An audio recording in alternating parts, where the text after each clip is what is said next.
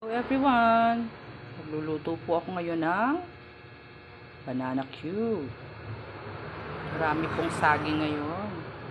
Kaya ang gagawin ko, mag-initin muna po ang mantika bago ilagay ang saging para hindi siya dumikit. Kaya rin po ay mainit na ang mantika. Pwede na pong ilagay ang saging. Kailangan muna po siyang ipirito. Tayin po nating maluto ang saging.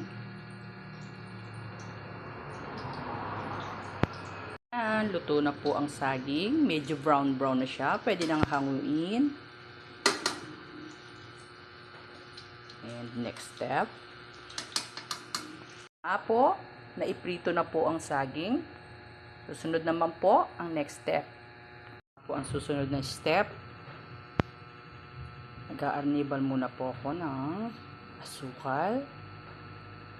Yan nga po, tunaw na ang asukal. Susunod ko naman pong ilagay ang saging. Coated po natin siya sa arnibal. Coated na po ang asukal sa saging. Kaya, ready to serve na po. Pwede nang ihain.